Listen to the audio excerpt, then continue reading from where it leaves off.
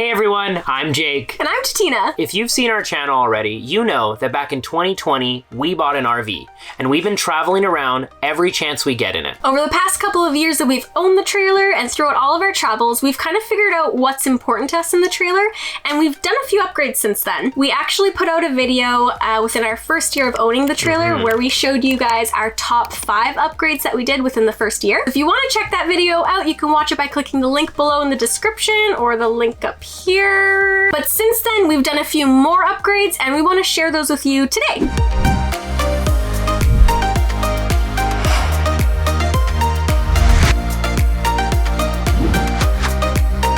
So we're gonna start off by showing you the storage bay locks. Now for most RVs, the lock you get actually uses the same key as most other RVs. So anybody at an RV park could come to our trailer and open up our storage locker. So what I did was we replaced them with combination locks. Not only does this make it safer, we don't have to carry around an extra key now. All we have to do is come up to our storage bay, input our code, turn the knob, and the storage bay is unlocked.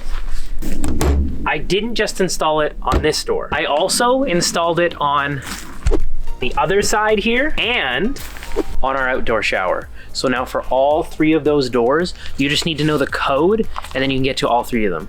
That makes my life so much easier. Next, we're gonna head inside where we did our next upgrade. Come on in.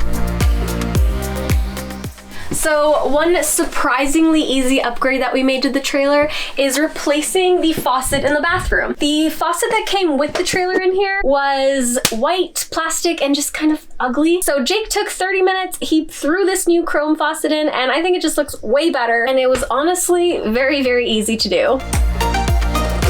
So the next upgrade we made is more of an aesthetic change. This kitchen backsplash used to look like the rest of the wallpaper throughout the trailer and it was pretty ugly. So what we did is we bought some kitchen tile stickers off of Amazon. They're basically just peel and stick kitchen tiles and they look pretty close to the real deal. They're about $200 and it did take me a couple hours of precise cutting to make it look this nice, but we think it's worth it because it makes it feel more like a kitchen in here, and I think that's important, especially when you're traveling a lot in your RV or if you're full timing in it. Okay, on to the next upgrade.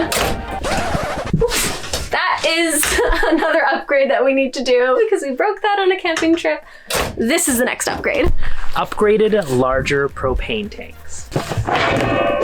So we now have 2 30-pound propane tanks instead of the standard 2 20-pound propane tanks that come with most RVs. This essentially gives us a whole nother propane tank. This will make us last that much longer. We can use our cooking supplies, use the furnace all night. We're also thinking of getting a generator that runs off propane eventually, which will fit in well with this upgrade. It cost us about $200 total for the tanks, and then we had to fill them. All in, we probably spent $250 for this upgrade, but I think it was a really good one, and it's got the same area on the bottom, so you don't have to upgrade that much more than just getting the tanks and putting them on top. And now on to my personal favorite, our RV keypad lock. So this keypad only cost us $300. It may seem pricey, but we're thinking of every situation we've been in where we've lost a key, where we've locked ourselves out. It has happened to us. Of course this happens.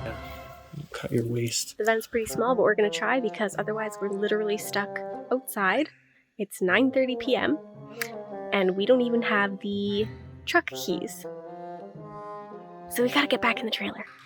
The install only took maybe 15-20 minutes and all you need is a screwdriver. It was super simple to do and there's so many benefits. All you have to do is hold down the lock button to lock the door. And then to unlock the door, input your code and press the unlock button. And now you're free to enter the RV. There's some other really cool features. It comes with a key, so if the batteries ever died, you can still get into your RV. We actually leave one in our truck so that in that rare scenario, we're still able to get in. The last thing, which I don't know how practical it is, but there's also a fob. A fob like you'd have with your vehicle, your car, your truck, and it locks and unlocks remotely. So if I press the lock button, now the door is locked. And I bet you can guess, if I press the unlock button, No way. Now the door is unlocked. Oh my gosh. And as you can see inside, it's very simple. There's an on and off switch. I'm assuming if you want to turn it off and put it at a storage center and not let the batteries drain, you would do that. When you're inside, you can open with the handle there and lock it with the lock. This is by far my favorite upgrade we've done recently. It really changes the game and eliminates another key off of my regular keychain. I think it was worth the big expense. It's awesome. So that's all we have for you today. Remember to subscribe to our channel if you want to see our next video, and we do have some other trailer reviews and RV item reviews if you want to go check those out as well. Thanks. Bye guys! Hi everyone. Should I say hey everyone or hi everyone?